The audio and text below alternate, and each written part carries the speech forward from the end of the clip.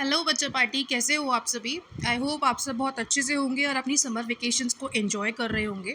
लेकिन summer vacations enjoy करते करते पढ़ाई से भी ध्यान पूरा का पूरा हटना नहीं चाहिए, ठीक है। अपना पढ़ाई भी कंटिन्यू करते रहो। जैसा कि आपको पता है कि हम लोग अपनी एसएसटी वाली सीरीज़ को चला रखी है हमने। एंड मैं अगेन एंड अगेन एक ही चीज़ को बार बार रिपीट कर रही हूँ कि बेटा अभी ऑफिशियल एनसीईआरटी आई नहीं है। जो भी हम पढ़ा रहे हैं वो केवल रेफरेंस बुक, रेफरेंस सिलेबस जो आपका एनसीईआरटी ने हमें प्रोवाइड किया है उससे आपको पढ़ा रहे हैं। सो हम अपनी एसएसटी की एनसीईआरटी कवर कर रहे थे अभी, एसएसटी का सिलेबस कवर कर रहे थे अभी, जिसमें मैंने आपको ज्योग्राफी के कुछ चैप्टर्स पढ़ा दिए। मैंने आपको हिस्ट्री का भी चैप्टर पढ़ाया। इवन मैंने पॉलिटी में आपको डेमोक्रेसी वाला चैप्टर, सिविक्स में आपको डेमोक्रेसी वाला चैप्टर भी पढ़ाया। आज जो हम पढ़ने वाले हैं वो पढ़ने वाले हैं हम इकोनॉमिक्स का चैप्टर। जो आज का जो हमारा चैप्टर है बिल्डिंग ब्लॉक्स इन इकोनॉमिक्स, वो आपका इकोनॉमिक्स का पार्ट है। अब ये वाला चैप्टर जो है, अगेन मैं अगर आपको बुक से पढ़ाऊँगी, लाइन बाय लाइन रीड करूँगी, उसको हिंदी में एक्सप्लेन करूँगी तो बहुत लेंदी वीडियो बन जाती है और बहुत बोरिंग भी होने लग जाती है। इसीलिए मैंने उस चैप्टर में से जो रेफरेंस बुक है उसमें से ये नोट्स बनाए हैं। इसमें जितनी भी टर्मिनोलॉजीज़ हैं मैंने कोशिश करी है उनको ऐसे समझाऊं कि जिसने कभी ज़िंदगी में इकोनॉमिक्स पढ़ा नहीं है उसको भी ये टर्म्स जो हैं वो समझ में आ जाए, ठीक है। अगर फिर भी आपको ऐसा लगे कि कोई आपको टर्म समझ में नहीं आई है या आपको किसी टॉपिक में समझने में कोई दिक्कत परेशानी हो रही है तो बेझिझक मुझे कमेंट करना, मैं हर एक कमेंट का रिप्लाई करती हूँ। और ये नोट्स आपको मेरे टेलीग्राम चैनल पे मिलेंगे, जिसका जो लिंक है वो आपको इसी वीडियो के कमेंट सेक्शन में पिन मिलेगा, ठीक है। अब चलते हैं, स्टार्ट करते हैं अपना chapter building blocks in economics. So देखो, ये पूरा का पूरा आपका जो नोट्स है ना, ये हैंड रिटन वाले आपको कहाँ मिलेंगे, आपको टेलीग्राम चैनल पे ही मैं आपको प्रोवाइड कर दूँगी। इनको निकाल लेना, इनको रीड कर लेना एक बार, आपको मज़ा आएगा पढ़ने में, ठीक है।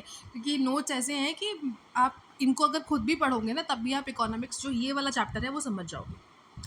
सबसे पहले जो फर्स्ट चीज़ है हमें जो आज पढ़नी है वो है मीनिंग ऑफ रिसोर्सेज, ठीक है, कि रिसोर्सेज का मतलब क्या है। देखो, सिंपल लैंग्वेज में अगर ये बोला जाए कि जिन भी चीज़ों से बीइंग अ ह्यूमन बीइंग हमारी कुछ ज़रूरतें हैं, ठीक है, वी वांट समथिंग, हमारी कोई नीड्स हैं, जिन भी चीज़ों से हमारी नीड्स या वांट्स जो हमारी ज़रूरतें हैं वो सेटिस्फाई हो जाए, वो हमारी क्या है, रिसोर्सेज है। अब रिसोर्सेज कैसे कैसे हो सकते हैं, देखो, रिसोर्सेज, वाटर भी आपका रिसोर्स है, आपके लैंड भी आपके रिसोर्सेज हैं, फॉरेस्ट भी आपका रिसोर्स है, मशीन्स भी आपकी रिसोर्सेज हैं, इवन ह्यूमन स्किल्स भी आपकी रिसोर्सेज हैं, ठीक है। क्यों? क्योंकि भाई ह्यूमन स्किल्स, आप जो स्किल्स डेवलप करते हो वो क्यों डेवलप करते हो, किसी ना किसी नीड को, किसी ना किसी ज़रूरत को सेटिस्फाई करने के लिए। सो आप जनरल टर्म में अगर ये देखो तो anything which satisfy a human need and wants is called as resources, and we use resources to produce goods and services। हम resources का use किस लिए करते हैं, ताकि हम goods and services का प्रोड्यूस कर सकें, ठीक। अब ये तो हो गया आपका एक जनरल टर्म कि रिसोर्सेज होते क्या है। इकोनॉमिक्स में रिसोर्सेज को क्या बोला जाता है, इकोनॉमिक्स में रिसोर्सेज को बोला जाता है इनपुट्स ऑफ प्रोडक्शन। क्या बोला जाता है, इनपुट्स ऑफ प्रोडक्शन। अब यहाँ पे ये वाली लाइन हमने पढ़ी ना कि we use resources to produce goods and services. Produce करने के लिए गुड्स एंड सर्विसेज को हम रिसोर्सेज का यूज़ करते हैं, यानी रिसोर्सेज क्या है, इनपुट है जिससे हम प्रोडक्शन ले रहे हैं, okay. So in economics resources are called inputs of production. This means resources helps in making goods and services. Again वही लाइन रिपीट हो गई कि भाई हम गुड्स एंड सर्विसेज प्रोड्यूस करवा रहे हैं जिन चीज़ों से, वो क्या है, रिसोर्सेज। अब देखो एग्जाम्पल के तौर पे देखो, farmers use land, tools and labour to grow crops. अब हमारा प्रोडक्शन क्या है, यहाँ पे हमारा जो प्रोड्यूस है वो है क्रॉप। उसके लिए हमने क्या क्या चीज़ें यूज़ करी, हमने लैंड को यूज़ करा, हमने टूल्स यूज़ करे, हमने लेबर यूज़ करी। तो ये हमारे क्या हो गए, ये हमारे हो गए रिसोर्सेज, जिससे हमारा प्रोडक्शन क्या था, क्रॉप्स। समझ में आ गई। अब जैसे similarly factories use machines and workers to make products. मान लो कोई साबुन बनाने वाली फैक्ट्री है, ठीक है, सोप वाली जो फैक्ट्री है, उस फैक्ट्री में बन क्या रहा है, सोप। सो प्रोडक्शन क्या हो गई, किस चीज़ की हुई, सोप की। अब उस सोप को बनाने में जो भी चीज़ें यूज़ हुई, चाहे वो मशीन्स यूज़ हुई हों, चाहे वो कोई मटेरियल यूज़ हुआ हो, चाहे वो वर्कर्स यूज़ हुए हों, वो सारी की सारी चीज़ें क्या हो गई, वो सारे के सारे हो गई आपकी रिसोर्सेज। क्लियर हो गया आप सभी को रिसोर्सेज? आई होप समझ में आ गया होगा। सो विदाउट रिसोर्सेज, अगर रिसोर्सेज नहीं होंगे तो ना तो प्रोडक्शन होगा, ना ही इकोनॉमिक डेवलपमेंट होगा। So without resources production can not happen. अगर ज़मीन ही नहीं होगी, टूल्स ही नहीं होंगे, बीज ही नहीं होगा, आपके फर्टिलाइज़र्स ही नहीं होंगे, तो क्रॉप्स कहाँ से उगेंगे? ऐसे ही अगर आपकी फैक्ट्रीज नहीं होंगी, उसमें मशीन्स नहीं होंगी, सोप बनाने का सामान नहीं आएगा, तो सोप कहाँ से बनेगी? इसीलिए विदाउट रिसोर्सेज ना तो प्रोडक्शन हो सकता है, ना इकोनॉमिक डेवलपमेंट हो सकता है। क्लियर हो गया सभी को? अब बात करते हैं हमारी अनलिमिटेड वांट्स की। एक चीज़ है, देखो रिसोर्सेज तो हमारे पास बहुत अवेलेबल है, ठीक है, लेकिन हमारी इच्छा इतनी ज़्यादा है कि हम कम में काम नहीं चला सकते हैं। थोड़ा मिल गया, थोड़ा और मिल जाए, फिर थोड़ा और मिल जाए, मतलब जितना हमें मिलता जाता है ना, हमें लगता है कि ये बहुत कम है। Human wants never and. हमारी जो इच्छा है ना, हमारी ज़रूरतें कभी ख़त्म ही नहीं होती है। When one want is satisfied, another new want starts. जब हमारी एक ज़रूरत पूरी हो जाती है तो हमारी दूसरी ज़रूरत बन जाती है। जैसे मान लो अगर आपके पास आज कीपैड वाला फ़ोन है, पहले तो फ़ोन नहीं होता तो क्या सोचते हैं, भाई कीपैड वाला ही मिल जाए। कीपैड वाला मिल गया तो क्या सोचते हैं कि स्मार्ट मिल जाए, एंड्रॉयड मिल जाए। एंड्रॉयड मिल गया तो फिर क्या सोचते हैं कि अब तो आईफोन लेंगे। ठीक है, तो क्या हो रहा है, मतलब हम सेटिस्फाई नहीं हो रहे हैं। हम कीपैड वाले से सेटिस्फाई नहीं हुए, हम एंड्रॉयड से सेटिस्फाई नहीं हुए, हम इवन आईफोन से सेटिस्फाई नहीं हुए। आईफोन मिल जाता है तो हम ये सोचते हैं कि जो लेटेस्ट अभी रिलीज़ होने वाला है ना, हम उसे ले लें। सो क्या होता है, हमारी ज़रूरतें कभी भी सेटिस्फाई होती नहीं है। First a person wants food, clothes, shelter. Later he may want bigger house, mobile phones, car, travel, luxury items etcetera. Therefore human wants are unlimited. जो चीज़ मैंने अभी आपको बताई कि हमारे पास पहले क्या होता है, पहले हमारे पास साइकिल होती है, साइकिल के बाद बाइक होती है, बाइक के बाद हम लोग सोचते हैं कि कोई भी सेकेंड हैंड कार मिल जाए। सेकेंड हैंड कार मिल गई, अब नई कार लेंगे। नई कार हमने मान लो कि छोटी वाली कोई भी ले ली हमने, ठीक है, उसके बाद अब तो हम एसयूवी लेंगे। एसयूवी के बाद नहीं भाई फॉर्च्यूनर ही लेंगे अब तो हम। तो हमारी नीड्स क्या है ना, हमारी वांट्स, हमारी नीड्स कभी सेटिस्फाई हो ही नहीं रही है। ये ह्यूमन नेचर है, ये आपके साथ भी है और ये मेरे साथ भी है। सो वाई डू वॉन्ट्स इंक्रीज? अब ऐसा क्यों होता है, मतलब हमारी जो वॉन्ट्स होती हैं वो इंक्रीज होती क्यों है? पहला रीज़न है एज। ठीक है, जैसे जैसे हमारी एज बढ़ती चली जाती है, जब हम बचपन में छोटे होते हैं तब हम क्या वो वॉकर पे चलते हैं, है ना। उसके बाद फिर एक साइकिल आती है, 3-4 पहिए वाली साइकिल आती है, फिर वो पहिए हट के 2 पहिए वाली आती है, फिर बाइक आती है, फिर कार आती है। तो जैसे जैसे हमारी एज बढ़ती जा रही है वैसे वैसे हमारी वॉन्ट्स बढ़ती जा रही है। फ़ैशन, सबसे ज़्यादा तो ये फ़ैशन ने ना सबसे ज़्यादा जो दिक्कतें कर रखी हैं, ये फ़ैशन ने कर रखी हैं, क्योंकि मतलब नया नया कुछ ना कुछ आए जा रहा है, आए जा रहा है। इंसान सेटिस्फाई हो कैसे? आज किसी इंसान ने कुछ खरीदा, कल मार्केट में कुछ नई चीज़ आ जाती है, तो उसको देख के फिर लालच आ जाता है कि अरे यार ये ज़्यादा अच्छा लग रहा है, इसको भी लेना है। उसको लोगे तो परसों को कुछ और आ जाएगा। आईफोन का मतलब हर साल ही एक नया नया नया मॉडल आता जा रहा है। हर इतने स्मार्टफोन्स के मॉडल आ जाते हैं कि कंफ्यूज हो जाते हैं कि ले तो ले कौन सा। तो फैशन जो है वो भी एक चीज़, एक रीज़न है कि हमारी ज़रूरतें ना, हमारी वांट्स जो है वो ख़त्म नहीं हो रही है। टेक्नोलॉजी, डेफिनेट सी बात है, टेक्नोलॉजी धीरे धीरे चीज़ें बदलती जा रही हैं। पहले देखो, पहले आपके ओवन हुआ करते थे, है ना, पहले भट्टी हुआ करती थी, फिर ओवन हुए, फिर माइक्रोवेव आए, अभी राइट नाउ क्या चल रहा है, एयर फ्रायर चल रहे हैं। तो टेक्नोलॉजी बढ़ती चली जा रही है, तो हर कोई सोचता है कि ना मॉडर्न टेक्नोलॉजी का यूज़ किया जाए, है ना। क्यों पुराने टाइम में जो भट्टियाँ थी उनका यूज़ किया जाए, अभी एयर फ्रायर आ तो गए हैं, उसका यूज़ किया जाए। Then income. अब इनकम मतलब जैसे जैसे हमारी इनकम बढ़ती है वैसे वैसे हमारी वांट्स भी बढ़ जाती हैं। जब किसी इंसान के पास 10,000 रुपये होते हैं, 10,000 रुपीज़ होते हैं, तो वो उतने में घर चलाने की सोचता है, तो उसकी ज़रूरतें वांट्स उसी हिसाब से होती हैं। जैसे ही उस इंसान के पास 50,000 रुपये आएंगे ना, उसकी वांट्स अपने आप ऑटोमेटिकली बढ़ जाएंगी। उसके अंदर एक अलग ही चीज़, मतलब 10,000 में अगर वो कूलर में काम चला रहा है तो 50,000 आते ही वो सोचेगा अब तो मैं एसी लूँगा। तो ये इनकम बढ़ना भी अपने आप में एक रीज़न है कि क्यों हमारी वांट्स जो है वो इंक्रीज़ होती है। And another one is lifestyle changes. आजकल तो सब कुछ सोशल मीडिया का ज़माना है ना। सब चीज़ें आपको ऑनलाइन देखने को मिल जाती हैं, लाइफस्टाइल अलग अलग होता जा रहा है। हर कोई चाहता भी है कि भाई हमारा लाइफस्टाइल एकदम अच्छा रहे। तो लाइफस्टाइल में जो चेंजेस आ रहे हैं, मतलब इवन आजकल देखो खाना बनाने के लिए रेसिपी वाला एक अलग से एआई का कुछ मशीन आ गया है, रोटी बनाने के लिए वो रोटी मेकर्स आ गए हैं, देन एयर फ्राई करने के लिए अलग चीज़ें आ गई। हर चीज़ एकदम ऑन द डोर स्टेप है, हमारे को ज़रूरत ही नहीं है कि हम मेहनत करें। तो लाइफस्टाइल चेंजेस भी हमारी वांट्स को बढ़ाने का एक रीज़न है। नाउ प्रॉब्लम क्या है, देखो इससे अब ये वांट्स तो हमने बढ़ा दी हैं, लेकिन इससे प्रॉब्लम क्या क्रिएट हुई। Human wants are unlimited but resources are limited. अब हमारी वांट्स तो बहुत ज़्यादा है, मतलब अनलिमिटेड है, वो उनका कोई और चोरी नहीं है। मतलब आप जहाँ तक देखोगे ना कुछ आपको लगेगा कि मुझे इस चीज़ की भी ज़रूरत है, लेकिन हमारे रिसोर्सेज जो है ना वो लिमिटेड है। तो इससे क्या होता है, so people must make choices. इससे क्या होता है, जब हमारे पास अनलिमिटेड वांट्स है लेकिन रिसोर्सेज लिमिटेड है, तो हमें चॉइसेस करनी पड़ेंगी। मतलब हमें ये डिसाइड करना पड़ेगा कि हमारे लिए क्या ज़रूरी है और क्या चीज़ हमारे लिए ज़रूरी नहीं है। मतलब कि इसको अगर हम स्किप कर दें तो चल जाएगा। मान लो गर्मी हो रही है, कूलर से काम चल रहा है, तो क्यों अपने ऊपर बर्डन डाल के एसी खरीदना भाई, कूलर से काम चलाओ। लोग तो पंखे में भी काम चलाते हैं। तो चॉइसेस मैटर। ओके, क्लियर हो गया यहाँ तक सभी को? आई होप आपको मज़ा आ रहा होगा उस पढ़ने में ये सब चीज़ें।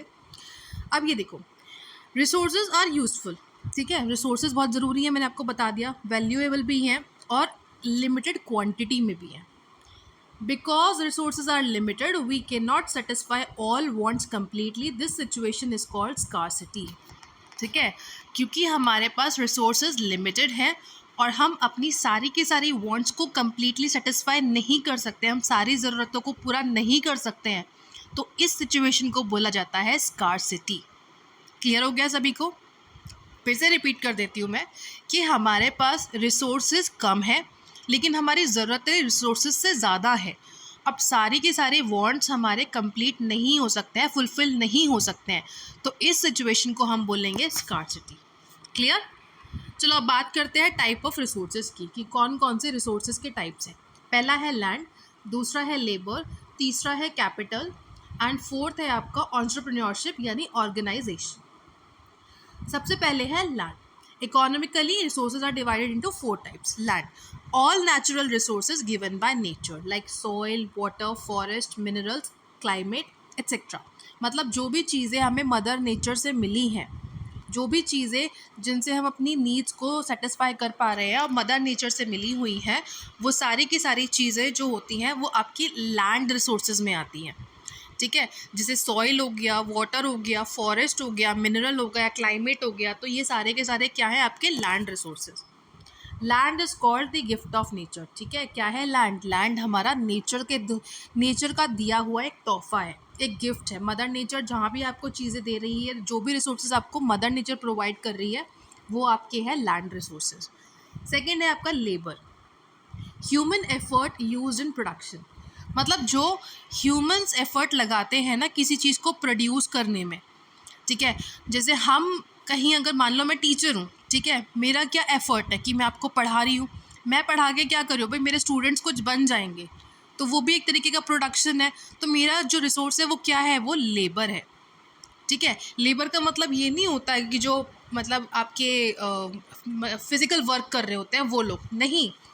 आप किसी भी चीज़ में अगर कोई प्रोडक्शन हो रहा है, मेंटल वर्क हो चाहे फिजिकल वर्क हो, अगर कोई प्रोडक्शन जनरेट हो रही है, कोई चीज़ जनरेट हो रही है, तो वो आपकी आती है लेबर में। जैसे टीचर हो गए, फार्मर हो गए, डॉक्टर हो गए, वर्कर हो गए, ये सारे के सारे क्या है आपके, ये आपके आते हैं लेबर रिसोर्सेज में। अब थर्ड है आपका capital, man made things use to produce other goods like machines, tools, buildings, technology etcetera. Capital का मतलब हो गया, जैसे लैंड का मतलब हो गया गिवन बाय मदर नेचर, जो धरती ने हमें दिया है वो हो गया आपका लैंड। लेकिन जो इंसान के द्वारा बनाया गया है, क्रिएटेड बाय ह्यूमन, वो होता है capital.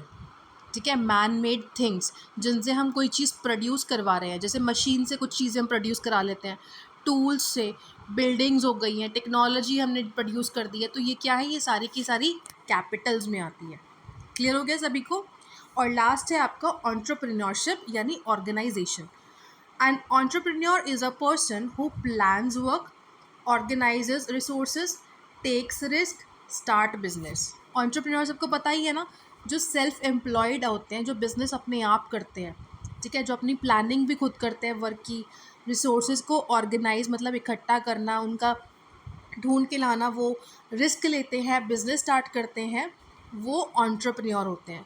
A person opening a new factory और अ शॉप, अ पर्सन जिसने अपनी दुकान खोल रखी हो, बिजनेसमैन जिसे कहते हैं, ठीक है। इवन अगर आपने देखा होगा, एक मूवी है इंग्लिश टू इंग्लिश, जिसमें श्रीदेवी जो है ना वो लड्डू बनाती है। तो जब वो इंग्लिश सीखने जाती है तो उनको बोला जाता है कि यू आर क्या हो, तुम एक एंटरप्रेन्योर हो। ठीक है, समझ में आ गया सभी को।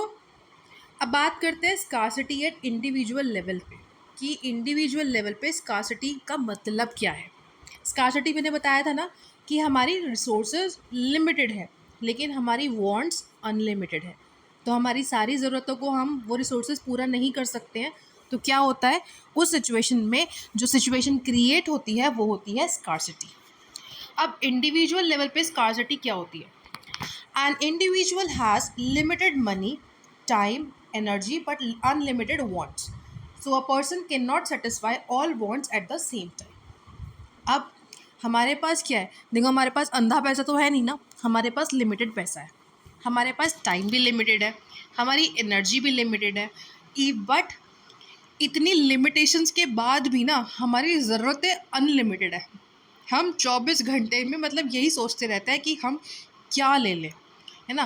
भले ही हमारे पास पैसा नहीं होगा, लेकिन सपने होंगे हमारे एकदम मर्सिडीज़ खरीदने वाले, BMW खरीदने वाले। जो हमारे पास पैसा लिमिटेड है, लेकिन हम सोचेंगे क्या कि नहीं भाई, हम अब्रॉड टूर करके आएंगे। सो ये चीज़ें क्या होती है, ये चीज़ें स्कार्सिटी क्रिएट कर देती है इंडिविजुअल लेवल पे। नाउ एक एग्जाम्पल देखो, a student has a pocket money and must choose. अब उसे चॉइस करना है कि एक स्टूडेंट के पास पॉकेट मनी है। आप लोगों को पॉकेट मनी मिलती होगी, मेरे टाइम में तो खैर मुझे मिलती नहीं थी, लेकिन आपको तो मिलती होगी पॉकेट मनी।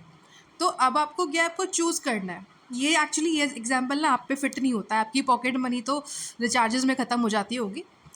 मान लो कि आपके पास पॉकेट मनी है, तो आपको एक तरफ तो एक किताब खरीदनी है, एक तरफ आपका मन है कि आप मूवी चले जाओ, एक तरफ आपका मन है कि इस पैसे को ना मैं बचा लेता हूँ। अब आप क्या डिसाइड करोगे, क्या आप इनमें से चूज़ करोगे, वो आप पे डिपेंड करता है। ठीक है, तो इसका मतलब ये स्कार्सिटी एट इंडिविजुअल क्यों है कि पैसा तो लिमिटेड है, आपके पॉकेट में आज 100 रुपये है। अब उस 100 रुपये से आप बुक खरीदो, उस 100 रुपये को आप बचाओ, या उस 100 रुपये से आप मूवी देख के आओ, तो वो स्कार्सिटी हो गई है इंडिविजुअल लेवल पे। A day has 24 hours. A person must divide time between study, work and rest and entertainment. ठीक है, अब एक इंसान के पास 24 घंटे होते हैं। 24 घंटे में फिर कहते हैं लोग, क्या कहते हैं कि मेरे पास टाइम नहीं है। अरे 24 घंटे सबके पास है, ऐसा कैसे हो सकता है कि टाइम नहीं है? सबके पास टाइम होता है। आपको डिवाइड करना पड़ेगा कि आप उस टाइम में कैसे पढ़ोगे, कैसे सोओगे, कैसे खेलोगे, कैसे बात करोगे, कैसे घूमने जाओगे, कैसे कुछ करोगे। वो सारी की सारी आपको क्या करनी पड़ेगी, आपको चॉइस करनी पड़ेगी। टाइम कम है, काम ज़्यादा है, scarcity. Now result of scarcity, prioritise needs, make choices, use resources carefully. अब इन्हीं जो आपकी जो इंडिविजुअल लेवल पे आपको स्कार्सिटी हुई है, उससे क्या होगा, देखो आप अपनी नीड्स को प्रायोरिटाइज करोगे कि क्या चीज़ आपके लिए ज़रूरी है और क्या चीज़ आपके लिए ज़रूरी नहीं है। आप चॉइस करोगे कि आपको मूवी जाना है या आपको बुक खरीदनी है। एंड यूज़ रिसोर्सेज केयरफुली, आप अपने वो 100 रुपये ना बहुत ध्यान से खर्च करोगे कि आप उसको कैसे खर्च करना चाहते हो, वो बहुत ध्यान से देखोगे। क्लियर हो गया ये चीज़। अब बात करते हैं स्कार्सिटी या सोसाइटल लेवल पर, कि सोसाइटी के लेवल पे स्कार्सिटी कैसे होती है। Society also has limited resources but unlimited wants.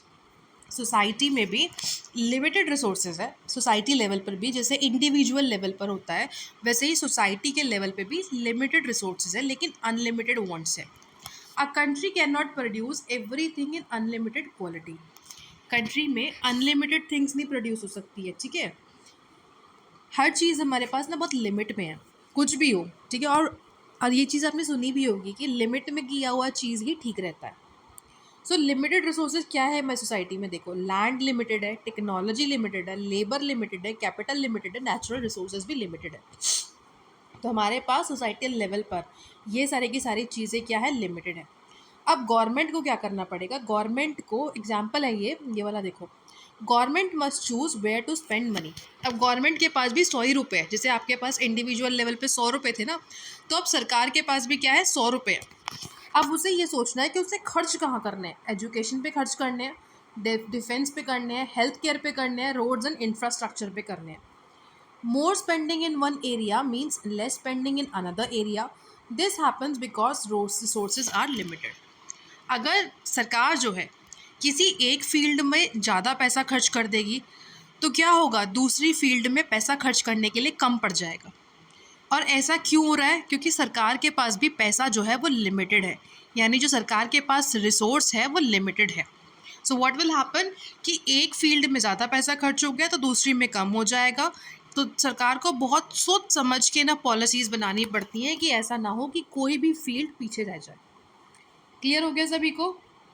सो यहाँ पर ये आपका क्विक रिवीजन है, देख लो। Resources, 4 type of resources, unlimited wants, scarcity, individual, society, ये सारे के सारे मैं आपको एक्सप्लेन कर चुकी हूँ। आई होप आपको समझ में आ रहा होगा, और नहीं आ रहा है तो एक बार और पढ़ लेना बेटा। इवन मैं बोलूँगी कि इस नोट्स को ना आप खुद भी पढ़ के देखना। Scarcity and economic problem. Scarcity देखो, अगेन मैं आपको बताती हूँ कि स्कार्सिटी का मतलब क्या था, वो मैं आपको बता चुकी हूँ। जस्ट एक रीडिंग दे देती हूँ मैं आपको। Scarcity means resources are limited but human wants are unlimited. Resources like land, labor, capital, time, natural resources are not available in unlimited amount, but people's need and desire keep increasing. This difference, limited resources and unlimited wants, creates scarcity. ये मैं आपको बहुत अच्छे से समझा चुकी हूँ। ठीक, अभी जो हमें मेन चीज़ पढ़नी है वो हमें ये पढ़नी है कि how scarcity give rise to economic problem. ठीक है, मान लिया हमने कि हमारे का जो रिसोर्सेज लिमिटेड है, हमारी ज़रूरतें बहुत ज़्यादा हैं और हमारी सारी ज़रूरत पूरी नहीं हो पाएंगी, इसलिए वो स्कार्सिटी हो गया।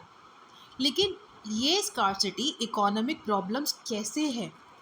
देखो, because of scarcity we can not satisfy all wants at once, so individuals and society must make choices. Every choice means giving up something. This giving up is called sacrifice. Giving up a sacrifice lead to the concept of opportunity cost. अब देखो, एक और word आ गया। मैंने कहा ना, building blocks in economics का मतलब है बहुत सारे टर्म्स आपको इसमें समझ में आएंगे। जो इकोनॉमिक्स में टर्म्स यूज़ होते हैं ना, जो आपको आगे जाके दिक्कत पैदा करेंगे, वो सारे के सारे टर्म्स आपको यहाँ क्लियर होने वाले हैं। जैसे रिसोर्सेज क्या बोला था मैंने, इनपुट ऑफ प्रोडक्शन।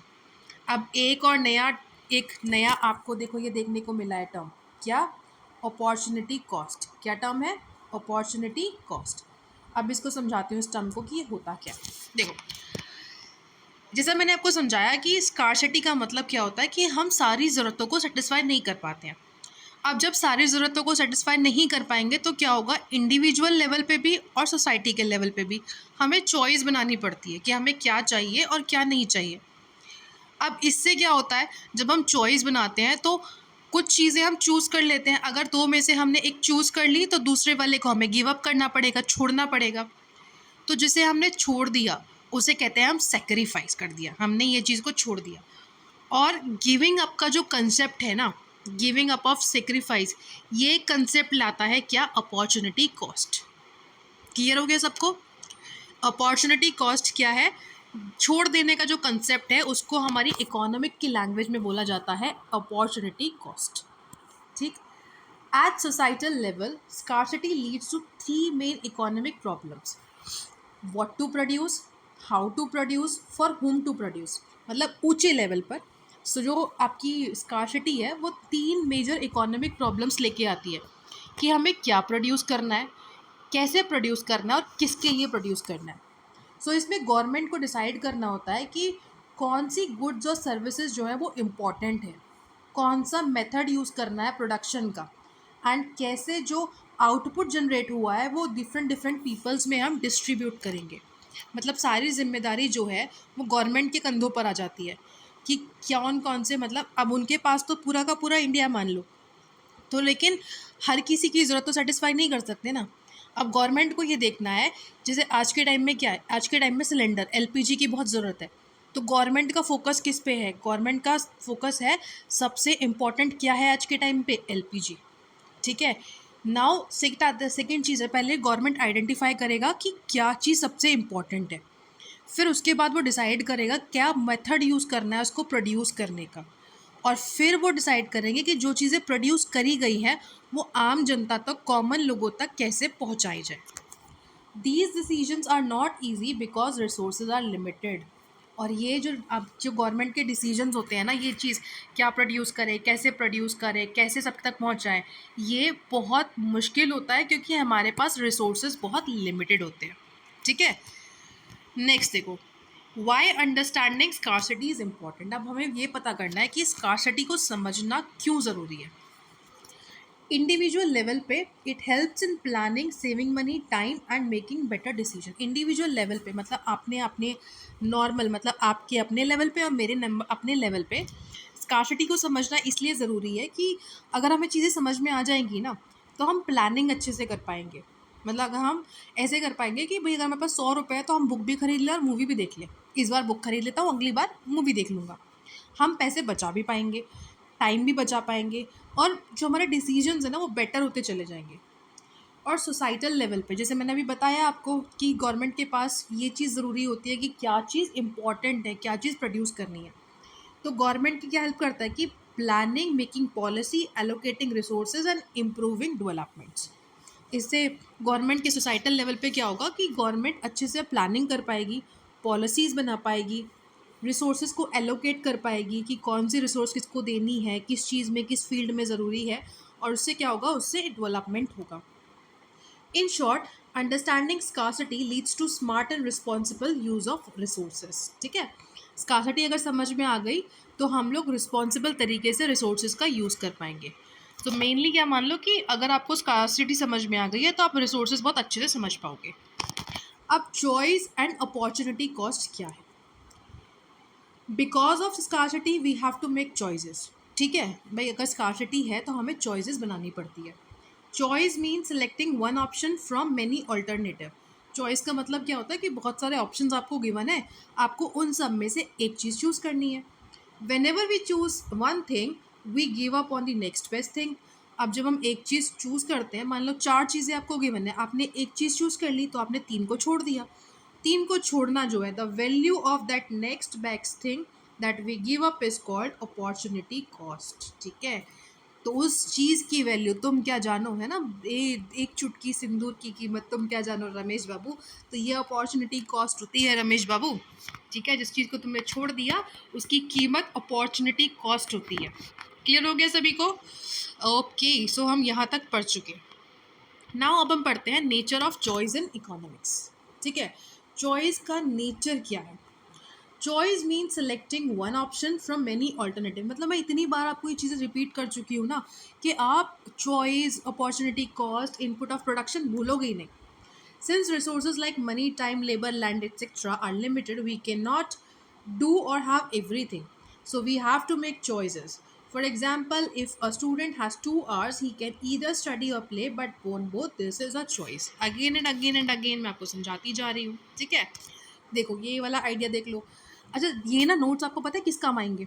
आप इन नोट्स को ना जब अपना आंसर फ्रेमिंग करोगे तो आप इनको बनाओगे ना, तो इसमें जो फ्लो चार्ट बना रखे हैं साइड में, ये जो मैंने बत्तख सी ये बादल बना रखे हैं, ये आपको आपकी राइटिंग सेक्शन में काम आएंगे। देखो, limited resources, many wants, choice necessary. ठीक है, simple language. Now individual level पे हम लोग चॉइसेस कैसे कैसे करते हैं। स्कार्सिटी हमने इंडिविजुअल लेवल पे पढ़ी थी, स्कार्सिटी हमने सोसाइटल लेवल पे भी पढ़ी थी। अब हम चॉइस पढ़ेंगे इंडिविजुअल लेवल पे और सोसाइटल लेवल पे।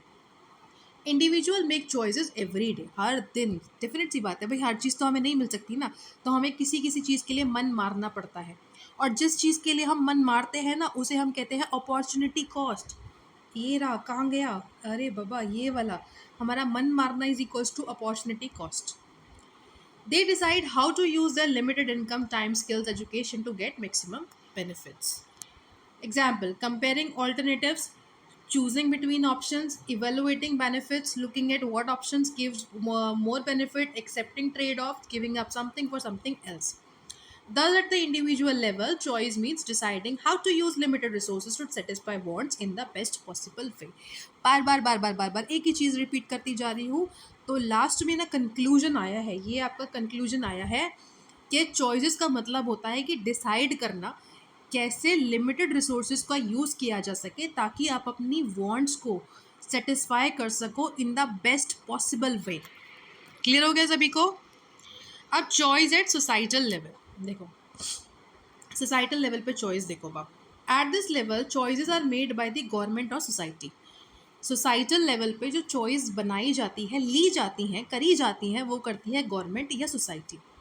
एग्जाम्पल देख तो पहले, government may spend money on education, health care, defence, roads etcetera, it can not spend on everything. ठीक है, ये एक एग्जाम्पल है। The aim is to use limited resources to satisfy the needs and wants of the whole population. अब government का जो M होता है वो क्या होता है कि कम चीज़ों में, रिसोर्सेज में, हर जितने भी लोग हैं, ठीक है, पूरी की पूरी पॉपुलेशन है, उसको सेटिस्फाई किया जा सके, उनकी नीड्स को सेटिस्फाई किया जा सके। और नीड्स कौन सी है? रोटी कपड़ा मकान, यानी building more school, spending more on roads, investing in technology, more hospital.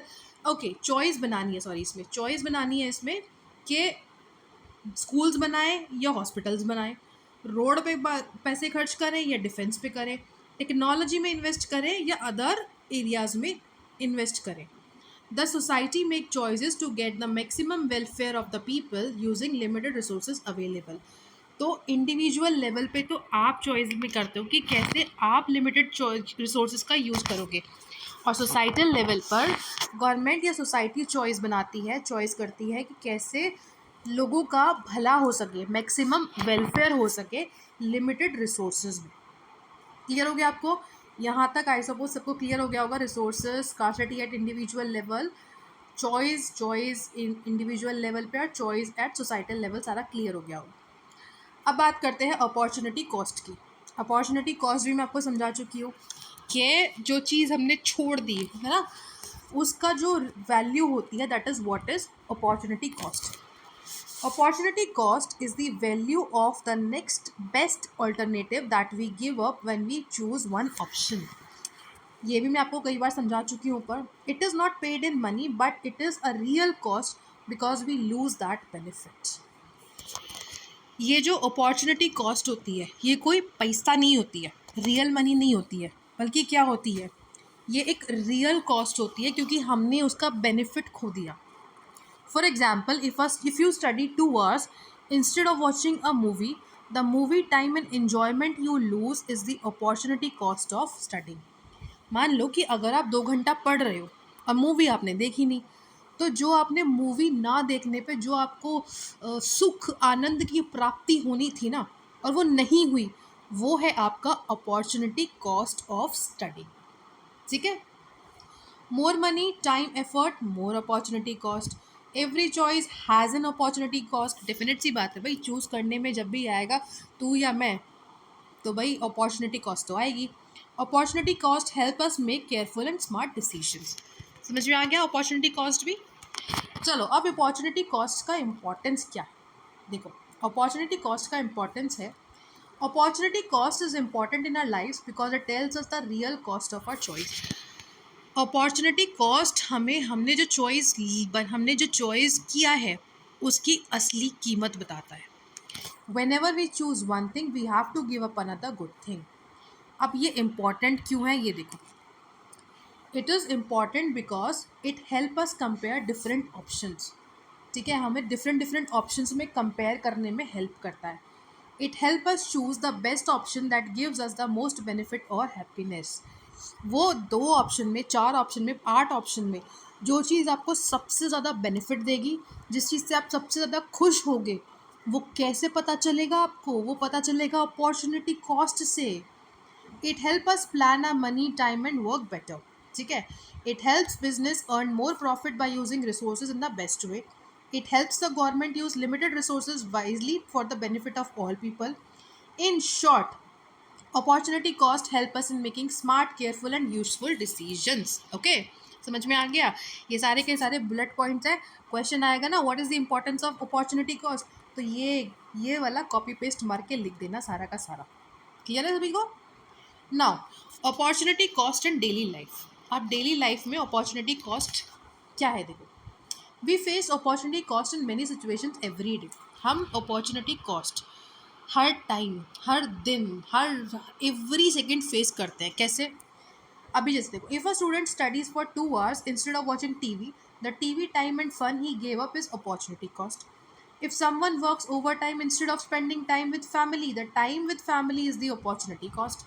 If you save money today instead of spending it on a treat, the treat you did not enjoy is the opportunity cost. We can not have everything, so every choice is a cost, we lose something. ठीक है। अब ये क्या है, ये example जैसे मैंने बताया ना, मान लो कि तुम मूवी देखने गए हो, है ना, नहीं तुम पढ़ रहे हो, मूवी देखने नहीं गए हो, तो जो पढ़ाई का अपॉर्चुनिटी कॉस्ट है वो है तुम्हारा जो इन्जॉयमेंट था वो छोड़ देना। हम सब कुछ नहीं पा सकते हैं, ये बात आप मान के चलिए। सो हर चीज़ की एक कीमत है, और उस कीमत को ही हम कहते हैं अपॉर्चुनिटी कॉस्ट। क्यों? क्योंकि हमने उस चॉइस के बदले कुछ चीज़ खो दी है। मान लो कि आपके गले में ना, आपके गले में एलर्जी हो रही है, ठीक है, आपके सामने चाय रखी है, आपके सामने आइसक्रीम रखी है, जस्ट बिकॉज कि आपके गले में इन्फेक्शन हो रखा है तो आपने चाय उठा ली। अब उसके चक्कर में आपने वो ठंडी ठंडी सी गर्मी में एकदम जो आपको चिल कर देने वाली आइसक्रीम थी ना वो छोड़ दी।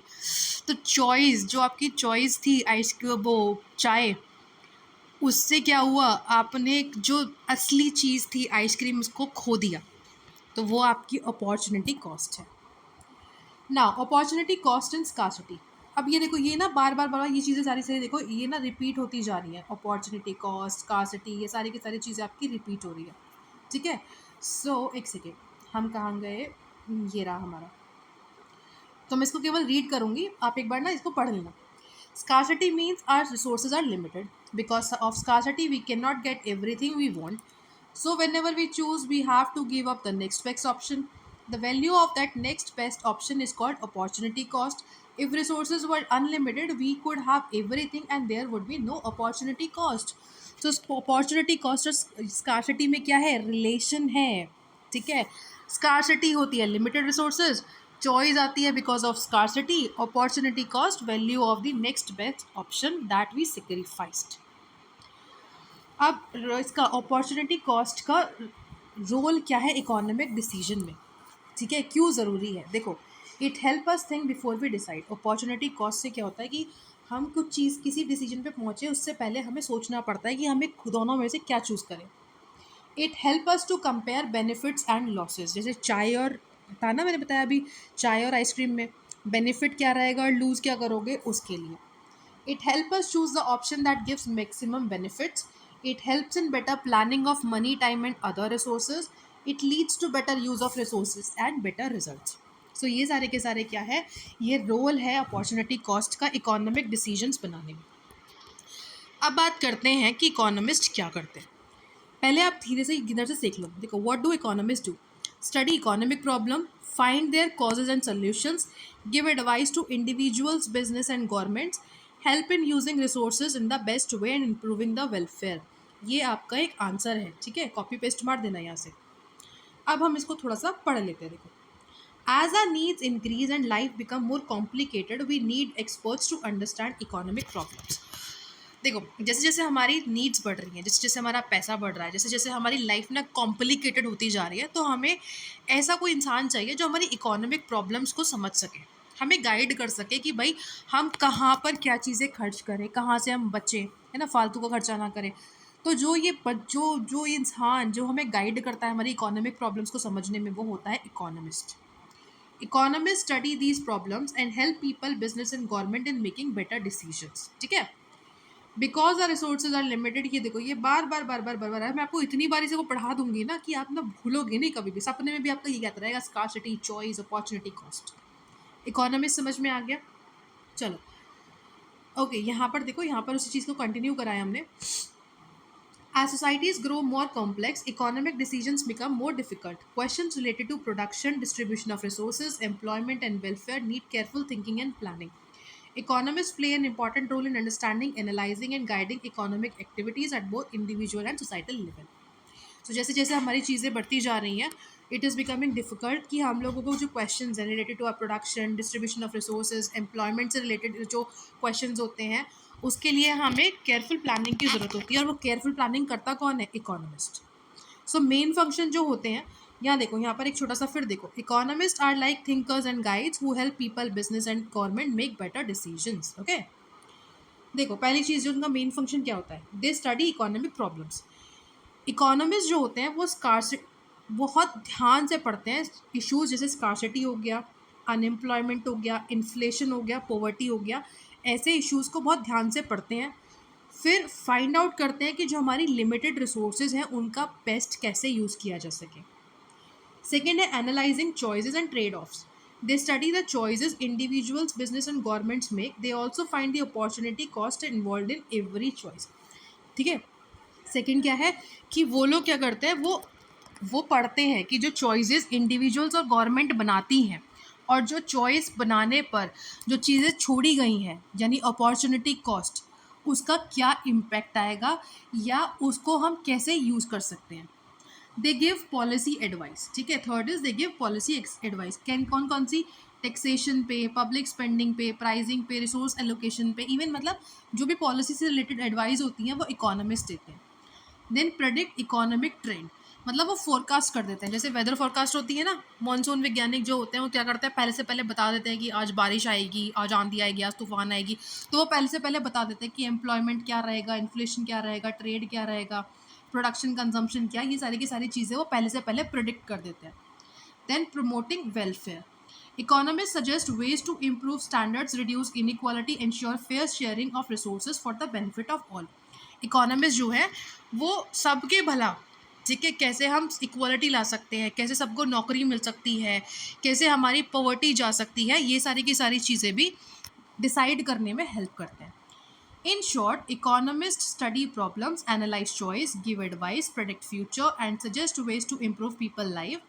They help individuals, business, and government use limited resources in the best possible way. ठीक है, ये हो गया आपका इम्पोर्टेंट. नाउ अब बात करते हैं कि हमारी इकोनॉमी में सेंट्रल प्रॉब्लम क्या है. एवरी इकोनॉमी वेदर डेवलप्ड और developing faces the challenges of limited resources and unlimited human wants. To solve this, every economy या society has to answer 3 basic questions. देखो, हर इकोनॉमी, चाहे कोई कंट्री डेवलप्ड कंट्री हो, चाहे कोई कंट्री डेवलपिंग कंट्री हो, resources सभी के पास लिमिटेड है, लेकिन वांट सभी के अनलिमिटेड है. तो उससे क्या होता है, उससे चीज़ें ख़राब हो जाती हैं. तो हमें जो हमारी जो सोसाइटी है यानी जो हमारी गवर्नमेंट होती है वो 3 चीज़ों पे डिसाइड करती है. और ये 3 चीज़ें ना मैं आपको पहले पढ़ा चुकी हूँ. What to produce, how to produce, for whom to produce. क्या प्रोड्यूस करना है, कैसे प्रोड्यूस करना है और किसके लिए प्रोड्यूस करना है. पहला है what to produce. An economy decides which goods and services should be produced and in what quantities. Since resources are limited, we cannot produce everything, so we choose those goods and services that are most needed. What to produce? सबसे ज़्यादा ज़रूरी क्या है. Government को ये decide करना पड़ता है कि हमारे पास जो लिमिटेड रिसोर्सेज हैं उन रिसोर्सेज से हम, जो हमारी आम जनता है, जो कंट्री के पीपल हैं, उनको सबसे ज़्यादा ज़रूरत किस चीज़ की. फिर आती है बात how to produce. After deciding what to produce, the next question is how to produce it. This mean choosing the method of production, what technology, machine tools, how many workers, how much capital, etc. should be used. The aim is to produce more good with less cost and use resources in the best way. फिर बात आती है how to produce. अब मान लो हमने decide कर लिया कि भाई हमें अपना खुद का ना, जैसे एलपीजी होता है वो खुद हमें इंडिया में ही प्रोड्यूस करना है. फिर बात आती है कि कैसे प्रोड्यूस करना है. देखो, प्रोड्यूस करने का मतलब ये नहीं है, समझ में आ गया कि प्रोड्यूस करना है कि हम सारे पैसे उसी में फूंक दें. नहीं, हमें लेबर, हमें रिसोर्सेज, हमें टेक्नोलॉजी, हमें मशीन, सबका कम कम इस्तेमाल करके बेस्ट प्रोड्यूस करना है. चीज़ें कम यूज़ हों और जो आपका आउटपुट रहे वो ज़्यादा रहे. गवर्नमेंट का ध्यान इस चीज़ पे रहता है. थर्ड है आपका फॉर हुम टू प्रोड्यूस. अब किसके लिए प्रोड्यूस करना है. The third question is deciding who will get the produced goods and services. Since resources are limited and goods are limited, we cannot give equal to every one. So we decide how to distribute goods and services among different people in the society. फिर बात आती है कि कैसे जो हमने produce करा है वो लोगों में बांटना है. लिमिटेड रिसोर्सेज हैं, लिमिटेड गुड्स हैं, तो ऐसा नहीं है कि सबके पास इक्वली पहुंच जाएगा. तो वो भी एक हमारा चैलेंज होता है गवर्नमेंट का कि कैसे हम मतलब सबके पास तक पहुंचा सके. कुछ को कम मिलेगा, कुछ को ज़्यादा मिलेगा, लेकिन मिलेगा सबको. ठीक है. नाउ बात करते हैं इकोनॉमिक सिस्टम की. इकोनॉमिक सिस्टम में देखो आपका है कैपिटलिस्ट इकोनॉमी, डिमांड सप्लाई आएगा इसमें, फिर आएगा मार्केट इकोनॉमी आएगा, प्लान्ड इकोनॉमी आएगा, मिक्स्ड इकोनॉमी आएगा. ठीक है. ये सारे के सारे आप कहेंगे वेलफेयर इकोनॉमी आएगा. कि इकोनॉमिक सिस्टम कैसा होता है. ठीक है. Now an economic system is the way a country decides. Economic system क्या होता है, जिससे में इकोनॉमिक सिस्टम वो तरीका है जिसमें हमारी कंट्री जो है वो डिसाइड करती है what to produce, how to produce, for whom to produce, ठीक है. It also decides how resources are use and how goods and services are shared among people. ठीक. तो जो गवर्नमेंट को डिसाइड करना है कैसे प्रोड्यूस करना है, क्या प्रोड्यूस करना है, किसके लिए प्रोड्यूस करना है, वो सारी की सारी चीज़ें, एक सेकेंड, वो चीज़ें जो बनाते हैं वो बनाता है आपका इकोनॉमिक सिस्टम. ठीक है. अब बात करते हैं, ये देखो, इट इज़ द सिस्टम और method a country uses to run its economy and make take important decisions. ठीक. ये हो गया आपका क्या, इकोनॉमिक सिस्टम. ये इकोनॉमिक सिस्टम वो सिस्टम है, वो मेथड है जिससे कंट्री अपनी इकोनॉमी चलाती है और इम्पॉर्टेंट डिसीजंस लेती है. अब मेन कौन से होते हैं, there are 3 main economic system. पहला है आपका कैपिटलिस्ट या मार्केट इकोनॉमी. कैपिटलिस्ट क्या होती है या मार्केट इकोनॉमी क्या होती है. अब यहाँ पर जो डायग्राम है ना उसको समझो पहले. ये एक कंपनी है, इसने क्या करा, इसने गुड्स प्रोड्यूस करे, उससे क्या करा, इसने प्रॉफिट को अर्न करा. Customer buy what they need and कफो. ठीक है. कस्टमर क्या करेंगे, जो चीज़ उनको ज़रूरत है और जो चीज़ वो अफोर्ड कर सकते हैं वो खरीदेंगे. मान लो इस कंपनी ने एक फ़ोन करा, एक ये टी शर्ट करी, और दोनों से ही इसने प्रॉफिट अर्न कर लिया. लेकिन कस्टमर क्या करेंगे, जिस चीज़ की ज़रूरत होगी केवल वही खरीदेंगे. In this system, most resources like land, labor, money, machine are owned by private people or business, not by the government. People and business are free to decide what to produce, how to produce, for whom to produce. These decisions are guided by market forces, supply and demand. ठीक है. अब simple से वे मेरे को कि जो capitalist economy है या मार्केट इकोनॉमी है, मार्केट इकोनॉमी पूरा मार्केट पर डिपेंड करती है कि बाज़ार में क्या ट्रेंड चल रहा है. ये गवर्नमेंट के द्वारा नहीं होती है, ठीक है, सरकारी नहीं होती है, ये गवर्नमेंट ओन्ड नहीं होती है. इसमें जो प्राइवेट चीज़ें होती है, प्राइवेट ओन्ड होती है, प्राइवेट पीपल होते हैं, प्राइवेट बिजनेस होता है, वो डिसाइड करते हैं कि जो रिसोर्सेज हैं उनका कैसे इस्तेमाल किया जाए. वो फ्री होते हैं ये चीज़ सोचने के कि क्या प्रोड्यूस करना है, किसके लिए करना है और कैसे करना है. ठीक है. वो लोगों का भला बाद का है, पहला उनका मेन चीज़ है प्रॉफिट. एग्जाम्पल देखो यहाँ पे समझने का. देखो, a company makes smartphone. It decides how many phones to make, what design to use, what price to keep based on what customer want. They want to earn profit. Customer decide whether to buy or not. Competition between companies lead to better quality and lower prices. मान लो कि एक company है, ठीक है, smartphone बनाने वाली, वो market देखेगी. ठीक है. वो डिसाइड करेगी कि फ़ोन अगर उसे बनाना है तो उस फ़ोन का डिज़ाइन क्या होगा, कितनी प्राइस उसकी रखनी है, वो सारी चीज़ें रहेंगी मार्केट बेस्ड कि लोगों की जेब में पैसा कितना है, लोग कितना खर्च करने को तैयार है. ठीक है. और क्योंकि मार्केट में बहुत सारी कंपनियां होती हैं, जैसे मान लो ओप्पो है, ठीक है, वीवो है, पोको है, सैमसंग है, ये क्या है, ये मार्केट इकोनॉमी यानी कैपिटलिस्ट इकोनॉमी का एग्जाम्पल है. इनके बीच में जो कंपटीशन होता है ना, तो उससे क्या होता है, कम प्राइस में अच्छे स्मार्टफोन्स आते हैं. ठीक. अब बात करते हैं role of demand and supply की कैपिटलिस्ट इकोनॉमी में या मार्केट इकोनॉमी में डिमांड और सप्लाई का क्या रोल होता है. These two decides the price and quantity of the good produced in the market. ठीक है. डिमांड और सप्लाई का क्या फ़ायदा रहेगा, डिमांड और सप्लाई से ना जो प्राइस है और जो क्वांटिटी है कि भाई कोई चीज़ अगर फ़ोन प्रोड्यूस करना है, फ़ोन ठीक है मैन्युफैक्चर करना है, तो उसका प्राइस क्या रखना है और कितनी क्वांटिटी में प्रोड्यूस करना है, ये चीज़ डिसाइड करता है डिमांड और सप्लाई. अब डिमांड और सप्लाई होता क्या है, demand means how much of good people are willing and able to buy at certain price. Demand का मतलब है कि कितना लोग खरीदना चाहते हैं और कितने पैसे पे खरीदना चाहते हैं. When demand increases producers make more. जब डिमांड बढ़ती है तो प्रोड्यूसर्स जो कंपनीज होती हैं वो और बनाने लग जाती हैं. जैसे when more people want smartphone, companies will make more phones. जब लोगों को ज़रूरत स्मार्टफोन की ज़्यादा होगी तो कंपनियां स्मार्टफोन ज़्यादा बनाएंगी. अब सप्लाई क्या होता है, supply means how much of the good producers are willing and able to sell at certain price. देखो, सप्लाई का मतलब होता है कि जितना चीज़ प्रोड्यूस हुई है, ठीक है, जो प्रोड्यूसर्स हैं वो कितना बेचना चाहते हैं और एक पर्टिकुलर प्राइस पर, ठीक है। मान लो कि उन्होंने डिसाइड किया कि उन्होंने स्मार्टफोन बनाया, उस स्मार्टफोन की उन्होंने अमाउंट रख दिया 15,000, तो उस 15,000 पे वो कितना बेचना चाहते हैं, that is what supply is. When supply increases prices may fall, ठीक।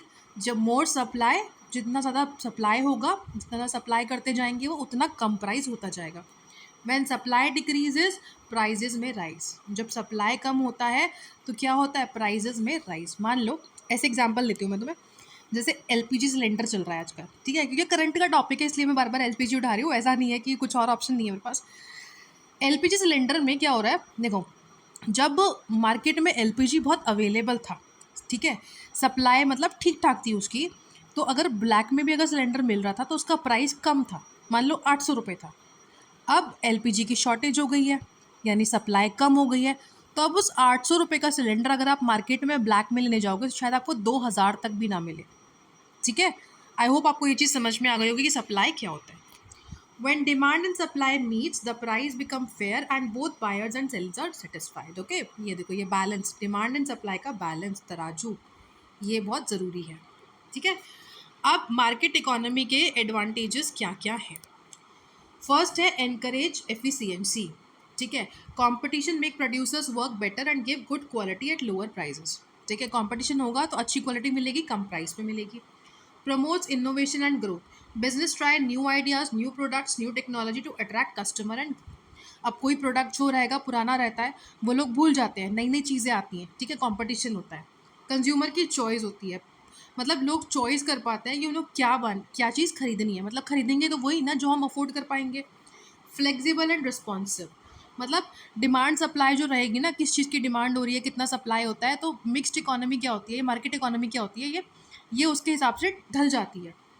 Incentive for profit, people and business earn profit so they take risk, work hard, invest money and help the economic to grow, ठीक है। Clear हो गया सभी को। अब इसके limitations क्या हैं वो भी देख लो। इसके लिमिटेशंस हैं, इसमें क्या होता है, इनकम इनइक्वालिटी। इनकम इनइक्वालिटी मतलब जिनकी कंपनी होगी वो तो रिच होते जाएंगे, जिनके यहाँ पे काम कर रहे हैं वो क्या होगा, वो पुअर रहते जाएंगे, ठीक है।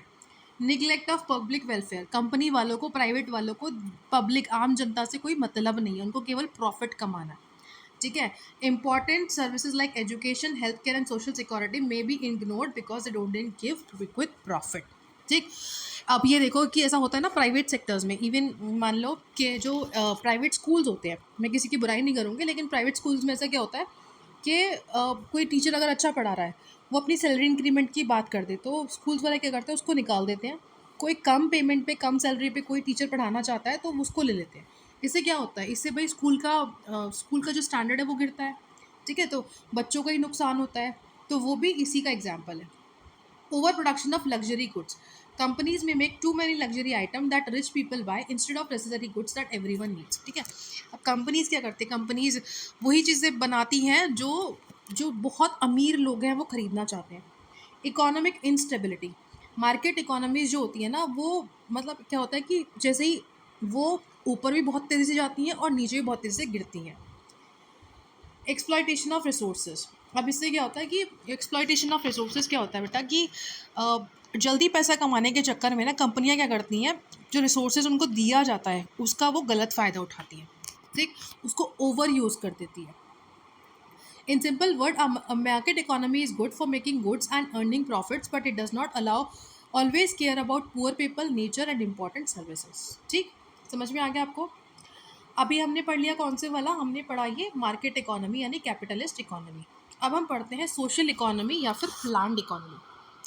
अब जो सोशलिस्ट इकोनॉमी होती है, इसको आप ऐसा मान के चल सकते हो कि ये जो होती है ये एक्चुअल में गवर्नमेंट होती है, ठीक है, गवर्नमेंट बेस्ड होती है। कौन सी होती है, गवर्नमेंट बेस्ड।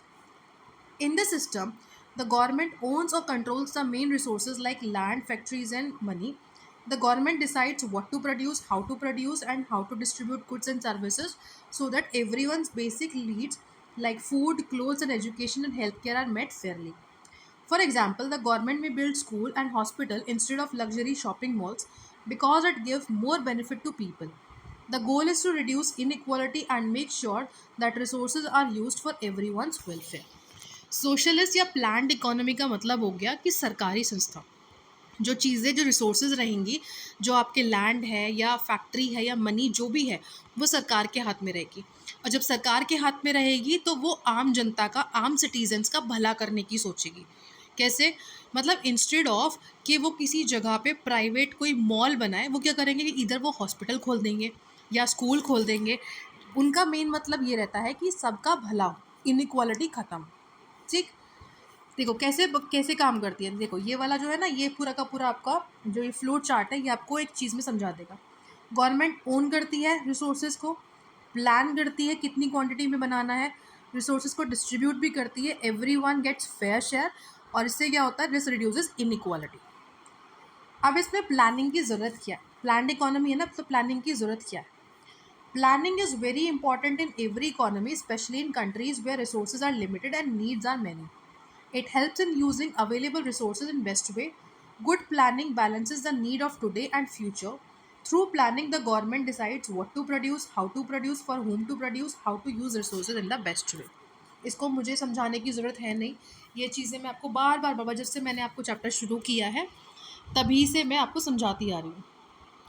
अब ये देखते हैं कि हमारी जो सोशलिस्ट इकोनॉमी है उसके जो एडवांटेजेस है वो क्या है। Reduces inequality. देखो आपकी सोशलिस्ट इकोनॉमी यानी प्लान्ड इकोनॉमी क्या होगा कि हर किसी को जो बेसिक नीड्स हैं, जैसे रोटी, कपड़ा, मकान, एजुकेशन है, हेल्थ केयर है, ये सारी की सारी चीज़ें जो है बेसिक नीड्स उनको मिलती हैं। इसलिए क्या होगा, जो रिच और पुअर के बीच में जो गैप होता है वो छोटा हो जाता है। कैपिटलिस्ट इकोनॉमी में बढ़ता है, इसमें छोटा हो जाता है। फोकस ऑन पब्लिक वेलफेयर, क्योंकि रिसोर्सेज भाई जो नॉर्म आम जनता है उनके लिए यूज़ करनी है, तो पब्लिक वेलफेयर के लिए यूज़ की जाती है। जैसे स्कूल्स बना दिए, हॉस्पिटल बना दिए, रोड्स बना दिए, क्लीन वाटर। ठीक है? एफिशिएंट यूज़ ऑफ रिसोर्सेज होता है, प्लानिंग करी जाती है, उससे हमारे रिसोर्सेज को एफिशिएंटली यूज़ किया जाता है। इससे इकोनॉमिक स्टेबिलिटी आती है। कैसे? क्योंकि इसमें ना बिग चेंजेस नहीं होते हैं प्राइस में, जॉब में या प्रोडक्शन में। इससे लॉन्ग टर्म डेवलपमेंट होता है, इससे हम लोग फ्यूचर अपना बिल प्लान कर सकते हैं, इंडस्ट्रीज़ बना सकते हैं, इंफ्रास्ट्रक्चर इम्प्रूव कर सकते हैं, इवन लोगों की ज़िंदगी भी इम्प्रूव कर सकते हैं। अब ये देखो, मार्केट इकोनॉमी का मतलब है more choice and profit, planned economy का मतलब है more fairness and basic needs of all people. Clear है सभी को? अब बात करते हैं, उसके बाद आता है balanced regional development. The government invests in poor and or backward areas so that region grow together. This reduces the gap between region and poor areas. Balanced regional development होता है, क्योंकि जो गवर्नमेंट होती है वो कहाँ पर इन्वेस्ट करती है? इन्वेस्ट करती है जो जो थोड़े से बैकवर्ड एरियाज़ होते हैं वहाँ पर, ताकि जो बैकवर्ड एरियाज़ है वो भी सिटीज़ की तरह डेवलप हो सके। In short, a planned economy, a socialist economy, wants to make sure that everyone gets basic needs, there is fairness in society and everyone lives a good life. ठीक है?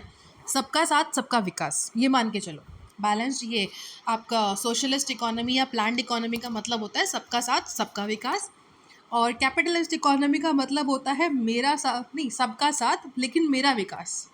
ठीक है? सेल्फिश वाला feeling आ जाता है उसमें। अब इसकी लिमिटेशंस क्या क्या होती है वो भी देख लो। इसमें लैक ऑफ इंसेंटिव्स होता है, मतलब प्रॉफिट और रिवार्ड्स पे ना ज़्यादा फोकस नहीं होता है। इनएफिशिएंसी होती है, क्योंकि सारी चीज़ें जो होती है गवर्नमेंट के कंट्रोल में रहती है, इसलिए क्या होता है कि बहुत सारी चीज़ें, मतलब बहुत एक्सेस में चीज़ें प्रोड्यूस कर दी जाती हैं, इतनी कि लोगों को ज़रूरत भी नहीं है, क्योंकि उनका मार्केट से मतलब ही नहीं है कुछ भी।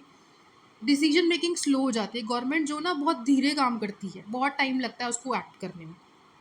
लिमिटेड कंज्यूमर चॉइस, लोगों के पास ना बहुत लिमिटेड चॉइस होती है, क्योंकि कंपटीशन कुछ नहीं है भाई, सरकार ने जो बना दिया बना दिया। अब जैसे आप ये मान के चलो, सिम है, एयरटेल है, वीवा, वोडाफोन है, आइडिया है, जियो है, इनके बीच में कितना कंपटीशन रहता है। वहीं दूसरी तरफ BSNL है, जिसका अभी तक 5G भी नहीं आया, क्योंकि वो गवर्नमेंट सेक्टर वाला है। ठीक? राइज ऑफ गवर्नमेंट एरर्स, अब गवर्नमेंट की प्लानिंग जो होती है वो कभी कभी गड़बड़ कर जाती है, तो उससे क्या होता है, रिसोर्सेज खराब हो जाते हैं, पैसा भी वेस्ट जाता है। ठीक? In simple words, planned economy is good for fairness and basic needs, but it can have problems like slow work, less choice and mistakes in public planning. ठीक? अब दो हमने पढ़ लिया। अब बात करते हैं हम मिक्स्ड इकोनॉमी की। ठीक? मिक्स्ड इकोनॉमी की बात आता है फिर हमारा वेलफेयर इकोनॉमी। मिक्स्ड इकोनॉमी का मतलब हो गया कि इसमें दोनों लोग साथ में काम करते हैं, private sector, government sector together.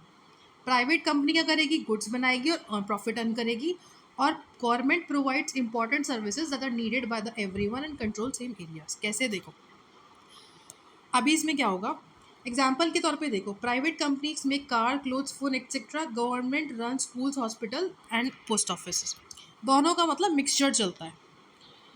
अब मिक्स्ड इकोनॉमी का एडवांटेजेस क्या होती है? मिक्स्ड इकोनॉमी के एडवांटेजेस होती हैं कि इसमें get the good point of both market and planned economy, इसमें दोनों का एडवांटेज होता है। मतलब जो अच्छी चीज़ें मार्केट और प्लान्ड इकोनॉमी की वो आ जाएंगी।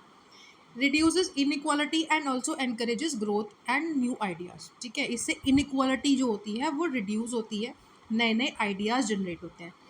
Can react faster to changes in economy, economy में जो चेंजेस आ रहे हैं उसमें फास्टर रिएक्ट कर सकती है।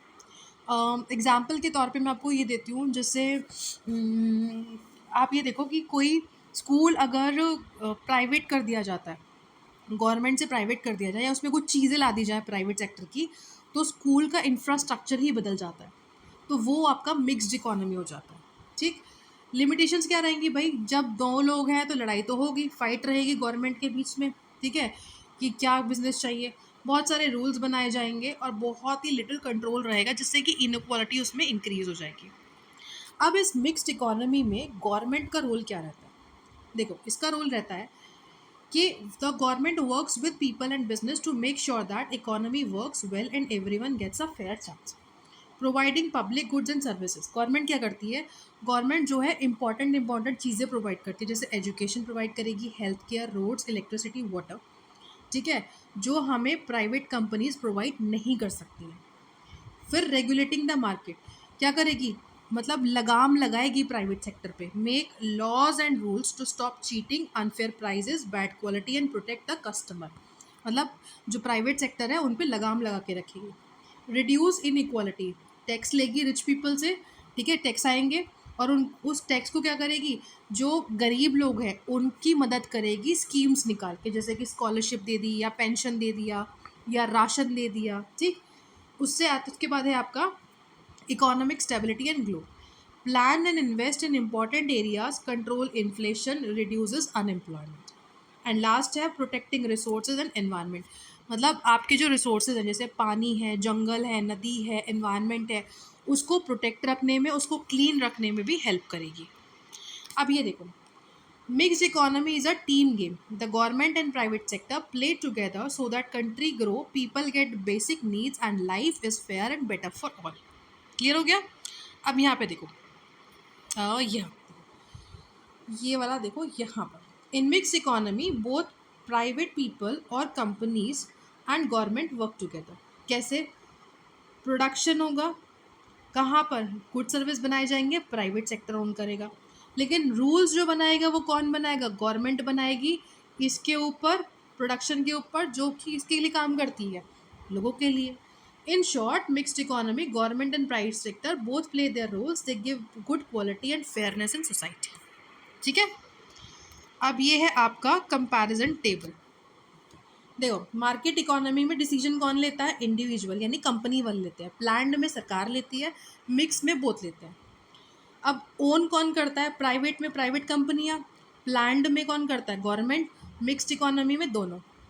मेन फोकस किस पे रहता है, प्रॉफिट बनाने पे, प्लान्ड में रहता है फेयरनेस में और इक्वल पे, और मिक्स्ड इकोनॉमी में रहता है बैलेंस पे, मतलब प्रॉफिट भी मिले और फेयरनेस भी रहे। फ्लेक्सिबिलिटी मार्केट, मतलब चेंजेस, बाज़ार में जो चेंजेस आ रहे हैं उनको जल्दी से अडॉप्ट कौन कर सकता है, मार्केट इकोनॉमी वाले। प्लान्ड इकोनॉमी लो रहता है और मिक्स्ड इकोनॉमी में मॉडरेट रहता है। ठीक है, अब लास्ट आता है आपका वेलफेयर इकोनॉमी। वेलफेयर इकोनॉमी का मतलब होता है कि जो लोगों की वेलबींग के लिए काम करे। वेलबींग के लिए कैसे काम करेंगे भाई, एजुकेशन देंगे, हेल्थ देंगे, घर देंगे, पानी देंगे, ट्रांसपोर्ट देंगे, रोड्स देंगे, ये सब देंगे। A welfare economy means an economy that works for the well-being and happiness of all people. ठीक है, सब सुखी रहे। अब what does it try to do? ये क्या चीज़ करना चाहती है, मतलब वेलफेयर इकोनॉमी क्या करना चाहती है? Not only increase production and income, but also give fair distribution of resources, reduce poverty and inequality, give everyone a good life. मतलब जो चीज़ हम चाहते हैं, जो एक मिडिल क्लास आदमी चाहता है कि भाई ज़्यादा प्रोडक्शन हो, लेकिन उसकी इनकम भी बढ़े, महंगाई ना बढ़े, पोवर्टी ना बढ़े, इनक्वालिटी ना आए हमारे बीच में, हर किसी की ना एक इक्वल लाइफ हो, एक अच्छी लाइफ हो। What do governments do? Government provides basic need services like education, healthcare, housing, water, transport, social security. ठीक है, ये सारी चीज़ें जो होती है गवर्नमेंट प्रोवाइड करती है. अब रोल ऑफ रिसोर्सेज क्या होता है, रिसोर्सेज का रोल क्या होता है वेलफेयर इकोनॉमी में, वो मैं पढ़ाऊंगी आपको. पहले ये देखो, इस साइड देखते हैं. फिर उसके बाद क्या करती है, बहुत सारी स्कीम्स आती हैं, जैसे स्कॉलरशिप मिल गई, पेंशन मिल गई, सब्सिडी मिल गई, जॉब्स दे दिया. ठीक है, जो ये सारी चीज़ें आती हैं, जो आपको लाडली बहन योजना आ गया, या आपको सिलेंडर पे सब्सिडी मिल गया, या आपको पेंशन मिल रही है, विधवा पेंशन स्कीम हो जाती है, या आपको जो लैपटॉप वगैरह मिलते हैं, ये सारे सारे क्या, ये वेलफेयर इकोनॉमी का एग्जाम्पल है. Make laws to protect workers, stop pollution and unfair business. In short, a welfare economy wants balanced growth opportunities for all and a better quality of life for every citizen. मतलब सब अच्छे से रहें, सबको equal opportunity मिले, सबको growth मिले, ये सारी चीज़ें आपकी वेलफेयर इकोनॉमी में मिलती हैं.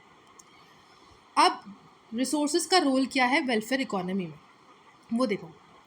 Resources are things we use to make goods and services like natural resources, land, water, forest, minerals, human resources, people, skill, education, health, capital resources यानी machine, tools, building, money.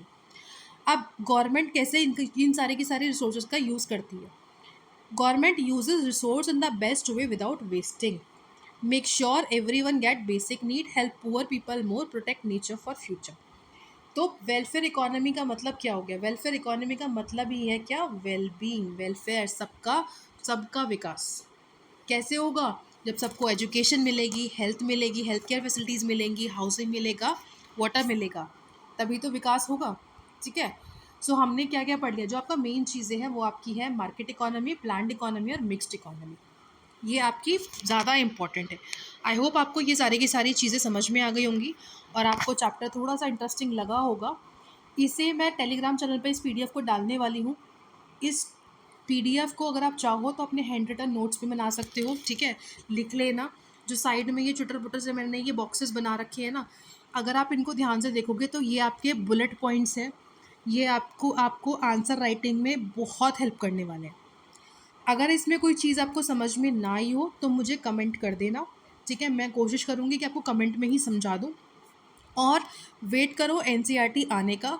The moment NCERT आएगी तो NCERT में जो question answers होंगे मैं वो आपको कराऊंगी. मैं एनसीईआरटी का चैप्टर भी पढ़ाऊंगी लाइन बाय लाइन, और उसका जो आंसर्स क्वेश्चन आंसर्स रहेंगे वो भी कराऊंगी, एक्सरसाइज भी कराऊंगी. इसमें मैं केवल आपको कंसेप्ट समझा रही हूँ. आई होप आपने वीडियो एंजॉय किया होगा. मिलते हैं नेक्स्ट वीडियो में. Till then take care, bye bye. And मेरी वीडियोस औरों के साथ शेयर करो, औरों को भी पता चलना चाहिए. दो मेरा चैनल बहुत नया है, मेरा इस फील्ड में एक्सपीरियंस इतना है नहीं, बट कोशिश कर रही हूँ कि अपना बेस्ट दूँ. ठीक है, तो मिलते हैं कल. Bye bye, take care.